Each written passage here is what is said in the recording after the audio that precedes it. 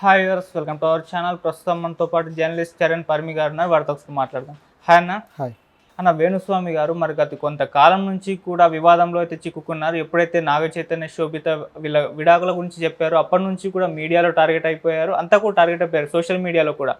అప్పుడు ఒక ఇష్యూ జరిగింది వేణుస్వామి గారికి అండ్ టీవీ5 మూర్తి గారికి. అయితే ఇప్పుడు ఈయన పైన కేసు నమోదు చేయాలని చెప్పేసి నాంపల్లి కోర్టు జూబ్లీహిల్స్ పోలీస్ స్టేషన్ని ఆదేశించింది. మరి తొందరలో మరి కేసు నమోదు చేసి అరెస్ట్ చేసే అవకాశం ఉంది అని కూడా అంటున్నారు. ఏం జరిగింది ఇప్పుడు? ఈ వివాదం ఏంటి? వీళ్ళ మధ్య కొత్తగా వచ్చిన వివాదం ఏంటి? మరి దీంట్లో ఎటువంటి అప్డేట్స్ వచ్చి ఏం జరిగే ఛాన్స్ ఉందంటారు? ఇది ఇప్పటి సంగతి కాదు. నేను చెప్పాలంటే వేణుస్వామి మీద ఆరోపణలు అనేది ఆయన ఎప్పుడైతే సినిమా ఇండస్ట్రీ మీద దృష్టి పెట్టాడో అప్పటి నుంచి వస్తున్నవి. అయితే ఈ కేసు వచ్చేసి ఇది సపరేట్, ఈ ట్రాక్ సపరేటు. వేణుస్వామి సినిమా వాళ్ళ మీద ఈ వ్యాఖ్యలు చేస్తూ రావడము, ప్రభాస్ కెరియర్ మీద కావచ్చు, నాగ చైతన్య కెరియర్ మీద, ఆయన సమంత వాళ్ళిద్దరి మధ్య అనుబంధం మీద ఇవన్నీ చేస్తూ వచ్చాడు. రీసెంట్గా ఉన్నట్టుండి వేణుస్వామి ఒక వ్యాఖ్యలతోటి మీడియాలో విపరీతంగా వైరల్ అయ్యాడు. అవి తిరిగి ఆయనకే చుట్టుకున్నాయి. ఆ వ్యాఖ్యలు ఏంటంటే నాగ చైతన్య మళ్ళీ రెండోసారి ఎంగేజ్మెంట్ చేసుకోవడము, శోభిత వీళ్ళిద్దరి ఇది. సో దానికి సంబంధించి వ్యాఖ్యలు చేశాడు. ఇది కూడా ఎక్కువ రోజులు నిలవదు అన్నట్టుగా. సో ఒక్కసారిగా అందరికీ మండింది. శుభమా అంటూ పెళ్లి చేసుకుంటే అది సామెత ఏదో ఉంది చూడండి, ఇది శుభం పలకరా పెళ్లి కొడుక అంటే పెళ్లి కూతురు ముందా అన్నాడు అని చెప్పేసి ఒక సామెత ఉంటుంది. ఆ టైప్లో ఏదన్నా మాట్లాడడం అంటే ఇట్లా పనికిమాలిన మాటలు, అనవసరంగా ఎదుటి వాళ్ళ జీవితాల్లో అది కూడా నెగిటివిటీనే ఉంటుంది వేణుస్వామి మాటల్లో. దాంతో సినిమా జర్నలిస్టులు అలాగే సినిమా కొంతమంది వ్యక్తులు ఎవరైతే ఉన్నారో ఫిలిం ఛాంబర్ నుంచి కూడా వేణుస్వామికి అఫీషియల్గానే కాల్స్ వెళ్ళి వేణుస్వామి జాగ్రత్తగా ఉండాలని చెప్పేసి నోటీసులు ఇచ్చారు. అంటే ఇలా మాట్లాడడం సరైంది కాదు అని చెప్పి. ఇంకా సినిమా జర్నలిస్టులు అయితే ఆయన కంట్రోల్ చేయాలని చెప్పేసి వీళ్ళు రియాక్ట్ అయ్యి ఫిలిం ఛాంబర్కి ఫిర్యాదు చేయడంతో వేణుస్వామి గారు ఆయన వైఫ్ ఇద్దరు కలిసి కూడా వీడియోలు పెట్టారు. అంటే ముఖ్యంగా ఆయన వైఫ్ అయితే ఫిలిం జర్నలిస్టులను తిట్టడం మొదలెట్టారు. మీరు సినిమా వాళ్ళ మీద ఇష్టమైన వార్తలు రాసుకోవచ్చు, మీరు ఇష్టంగా ఉన్నట్టు వాళ్ళని తిడుతూ గాసిపులు పుట్టించవచ్చు, మేము మాట్లాడితే తప్ప అని. అంటే వీళ్ళు మాట్లాడేది తప్పు అని చెప్పాలనుకుంటే వాళ్ళు మాట్లాడేది కూడా తప్పుని ఒప్పుకోవాలి ఫస్ట్. ఇప్పుడు ఆవిడ అది చేయలేదు. సినిమా వాళ్ళ మీద మీరు రాస్తున్నారు, మేము రాస్తున్నాం, చెల్లుకు చెల్లి అన్నట్టు ఆవిడ మాట్లాడింది కూడా. అది కూడా ఒక విధమైన అమాయకత్వమే. అవును, మీరు తప్పుడుగా రాస్తున్నారు, మీరు మానేయండి, అప్పుడు మేము మానేస్తామని చెప్పడం అది కరెక్ట్. లేదా మేమే తప్పు చేయలేదు అంటే వాళ్ళు ఏ తప్పు చేయలేదని కూడా ఒప్పుకోవాలి. అలా లేకుండా ఆవిడ ఒక రకంగా తమను తాము సమర్థించుకుంటూ సినిమా వాళ్ళ మీద మీరు రాసినట్టే మేము రాస్తాము, మేము మాట్లాడతాము అన్నట్లుగా మాట్లాడారు. సో ఇదంతా బాగా వైరల్ అయిన తర్వాత ఉన్నట్టుండి ఈ టాపిక్లోకి మూర్తి గారు ఎంట్రీ ఇచ్చారు. ఎప్పుడైతే మీడియా మీద విమర్శలు వచ్చాయో సో మీడియా సీరియస్గా తీసుకుంది. సో ఎవరో ఒకరు రియాక్ట్ అవుతారు కదా, ఆ రియాక్ట్ అయిన వాళ్ళు ఎవరయ్యా అంటే మూర్తి గారు, టీవీ5 మూర్తి గారు రియాక్ట్ అయ్యారు. సో ఆయన నేరుగా వచ్చేసి ఆయన ఈ టాపిక్లో ఒక్కసారిగా ఎప్పుడు జరగని అనేక విషయాలు బయటికి తీశాడు.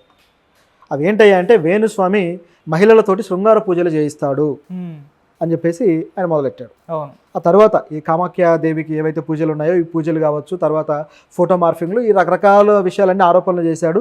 దాని తర్వాత కూడా అవి ఓవరాల్గా అన్నీ మాట్లాడదాం. అయితే ఇవన్నీ జరిగిన తర్వాత ఇప్పుడు మూర్తి గారు ఏం చేశారంటే వేణుస్వామి గారు ఫోటోలు మార్ఫింగ్ చేసి ప్రజలను మోసం చేస్తున్నాడు, జ్యోతిష్యం అని చెప్పేసి ప్రజలకు తప్పుడు దారిలో నడిపిస్తున్నాడు అని చెప్పేసి కోర్టులో కేసు వేశాడు వేణుస్వామి గారు. అంటే ఇది ఒక రకమైన చీటింగ్ కేసు.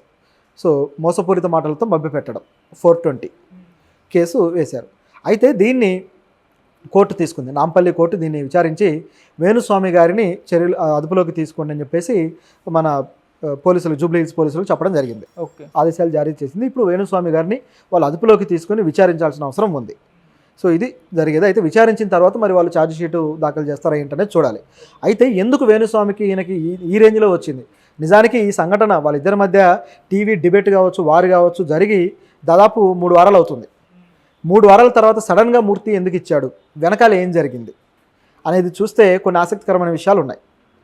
ఏంటంటే మూర్తి గారు ఎప్పుడైతే వేణుస్వామి గారి మీద ఆరోపణలు చేశాడో అప్పుడే మహిళలకు సంబంధించి మహిళలను లోబర్చుకోవడానికి ఆయన ఇటువంటి పూజలు చేస్తాడని చెబితే దానికి వేణుస్వామి గారు రిప్లై ఏమి ఇచ్చాడంటే దీనికి సంబంధించి 5 మకారాలతో ఉన్న పూజలు ఉంటాయి అని చెప్పేసి మద్యము, మైథునము ఈ టైప్లో ఒక 5 రకాల ఇవి చెప్పాడు. సో వీటి ప్రకారం జరుగుతుంది అక్కడ. కాబట్టి మైథునం అంటే తెలిసిందే కదా. సో కాబట్టి దాన్ని శృంగార పూజ అని తెలుగులో అన్నా సరే అది కామాఖ్యాదేవికి చేసే పూజ కాబట్టి ఆ పద్ధతిలో ఉంటుందని ఈయన అంటాడు.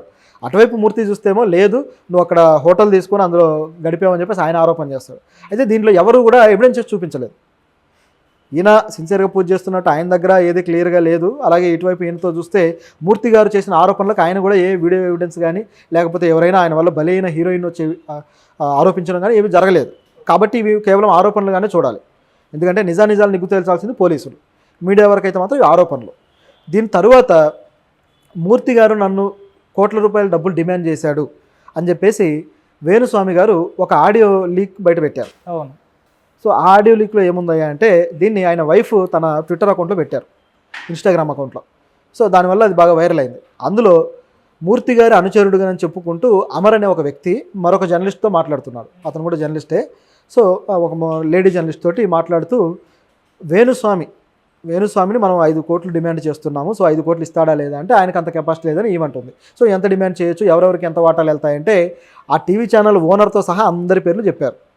సో ఆ ఓనర్ పేరు చెప్పడం అనేది వాళ్ళ ప్రతిష్టకు సంబంధించిన ప్రాబ్లం. రెండవది మూర్తి గారు కూడా కౌంటర్ ఇచ్చారు. మూర్తి ఏమన్నాడంటే నేను ఎప్పుడు కూడా ఏ డబ్బులకి కకృతి పడలేదు, కనీసం ఆఫీస్కి సంబంధించి ఆఫీసు డబ్బులతో టీ కూడా తాగను నేను, సో నా డబ్బులే నేను ఖర్చు పెట్టుకుంటానని చెప్పేసి మూర్తి కూడా కౌంటర్ ఇచ్చాడు. మరి దీని మీద నిజానికి వేణుస్వామి ఇదంతా జరిగిన తర్వాత నా పరువుకు భంగం కలిగించారు కాబట్టి నేను కోర్టుకు వెళ్తాను, నేను డిఫమేషన్ కేసు వేస్తానని చెప్పేసి వేణుస్వామి అన్నాడే కానీ ఇప్పటిదాకా వెళ్ళలేదు. అటువంటి కేసు అయితే మూర్తి మీద వేయలేదు.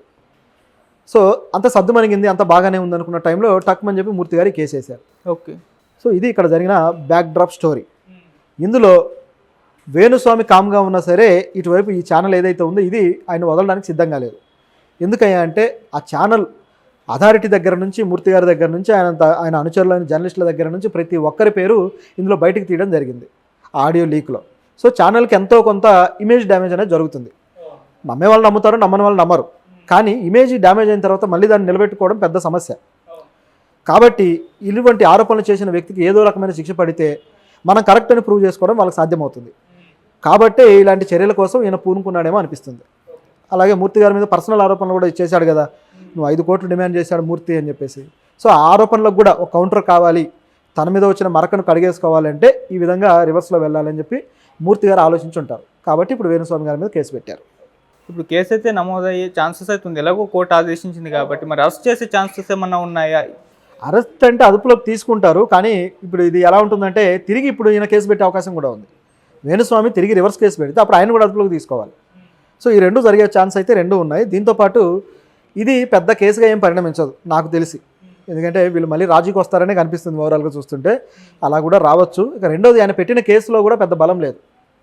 ఆయన పెట్టిన కేసు ఏంటంటే ఫోటోలు మార్ఫింగ్ చేసి ప్రజల్ని మోసం చేస్తున్నాడు అని. సో ఇది ఇప్పుడు మరి వాళ్ళు ఎక్కడి నుంచి ఫోటోలు తీసుకొచ్చి చూపిస్తారు ఏంటి అనేది చూడాలి. వేణుస్వామి గారు నిజంగానే కొన్ని ఫోటోలు పెద్ద పెద్ద వ్యక్తులతో దిగిన ఫోటోలు అన్నట్టు చూపించారు, మోదీ గారితో దిగినట్టుగా కొన్ని ఫోటోలు చూపించారు. సో ఆ ఫోటోలు నిజమా అబద్ధమా అనేది ఎవరు తేల్చాలి. సో అవి మామూలుగా అయితే ఫోరెన్సిక్ వెళ్తే తెలిసిపోతాయి. సో దీన్ని బట్టి అది డిసైడ్ అవుతుంది. ఒకవేళ ఈ అబద్ధం అయితే రాజీకి కూడా వెళ్ళొచ్చు, ఎందుకంటే